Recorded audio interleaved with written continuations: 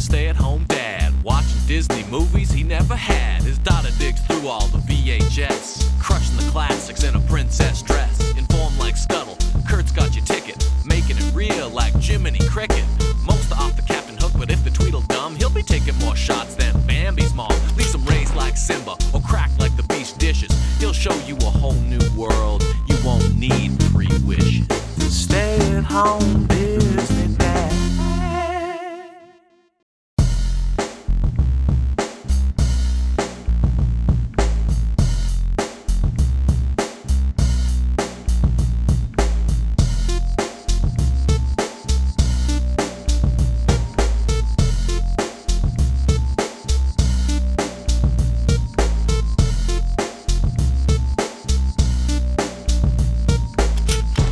Look at this VHS cover art. This was a gift. Origins unknown, but it obviously had to be a rental at some point because this VHS originally came in the basic cardboard sleeve, which the owner then cut out and added to a white clamshell case. Look at this cover art. This has got to be another 2 or 3 episode of some short-lived Aladdin TV series put on a VHS tape. This cover though, this is money, this art. I'm expecting some subpar animation as we press play. The intro, however, looks really good. It's your usual show highlights, but this is one weird moment where an axe falls on Abu, and right before impact, it cuts away to Jasmine flinching. So, like, did the monkey die? They never tell us. They go to something else immediately after that and never come back. Title screen, Team Genie, Episode 1. Sneeze the day. There's a robber stealing a blue diamond, but he's thwarted by Aladdin, the police, his own stupidity, and Genie, dressed like a football player, tackles him and gets the diamond back. Genie gets covered in guava juice, though, from the fruit cart he smashed during the impact of the football tackle. This is bad news because apparently only guava juice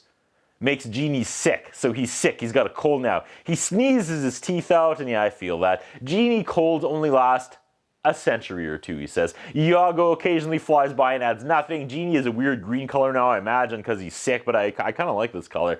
There's some puns in a "that's nothing to sneeze at" joke. Iago comes back and has an idea. He's heard of the legend of the Orb of Makeda. That's the one thing that could possibly cure the genie's cold, but it's protected by 3 something. I missed it. 3 ghosts? Is Aladdin going to learn the true meaning of Christmas this week? Regardless, we got ourselves an adventure. We got ourselves a movie. There's a shot of Jasmine's legs from behind. It took me a second to figure out what I was looking at here. Aladdin takes Iago and the magic carpet to the island of Makeda. Once again, Aladdin is warned about the 3 obstacles before you can get the orb. The first one is this rip-off character from Masters of the Universe. Look at this.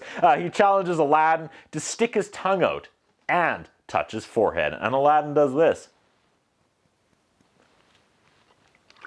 The monster's like, yeah, okay, you got me. You can continue on to the second obstacle. But back at the palace, Genie sneezes and turns Jasmine into the Mona Lisa. A giant spider comes and asks Aladdin if he's ready to face a second obstacle, and it's just a shell game.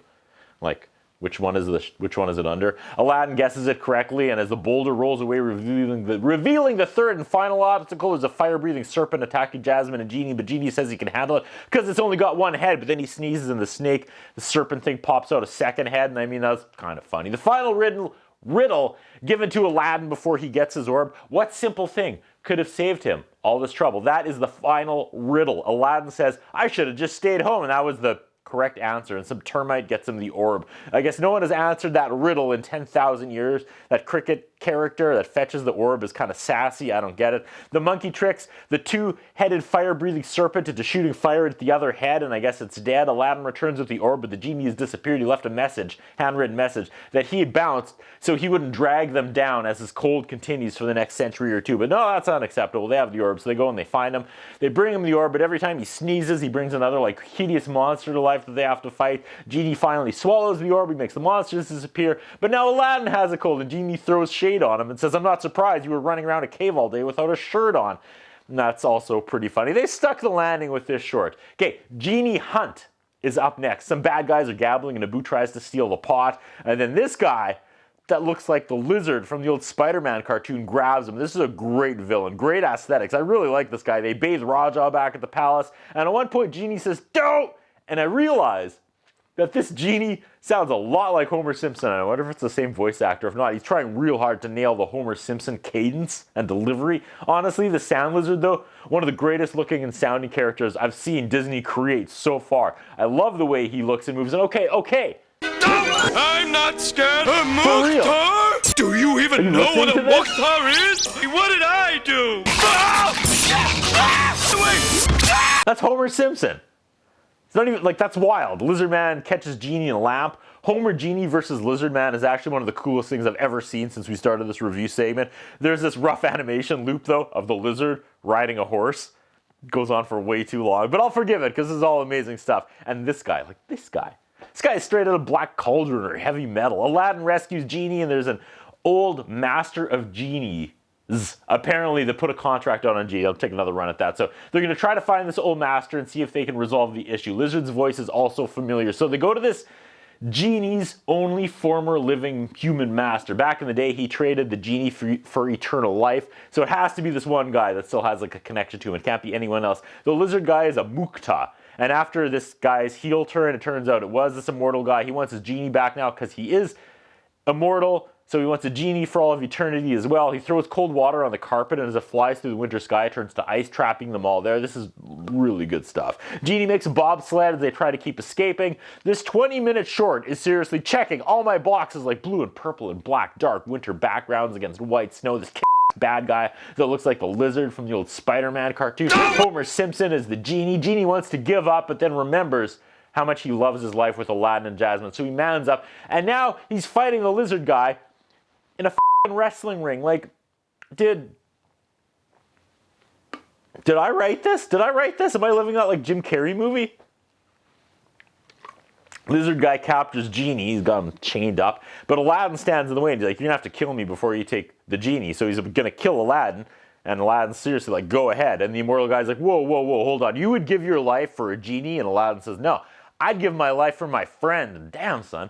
This immortal guy is moved and he's like, okay, I tell you what. You can keep your Genie and go. But as soon as you and Genie eventually go your separate ways, which means like after Aladdin eventually dies, the contract is back open and we're coming for Genie. Lizard Man says that's a deal and leaves. And it's kind of an ominous ending. And I'm left praying someone has the balls to write a future like it's 2064 and Aladdin just passed away from old age and the lizard and the immortal guy returned to catch the Genie story sometime. This was phenomenal. And check it out right here in the credits. Daniel Castellaneta, the voice of Homer Simpson, was indeed the voice of the Genie doing the voice of Homer Simpson. How did this happen? How did they allow that to happen? I loved it. This was a great week, people. Oof! You just want everything. I'm not scared. A Mukhtar? Do you even know what a Mukhtar is? They're Genie exterminators! Oh, what did I do? Why couldn't it be you? Great idea! Yeah, that ought to do it. What are those? Wait! Enough of this! That's what I think about. What do you think? What we have is a concern about Curtis Anderson. His interviewing style is not the best. His personal appearance is not the best. I was wondering if the man has some kind of a hold over the channel that he's allowed to be employed for so long with the standards of journalism and personal appearance that he has. Thank you.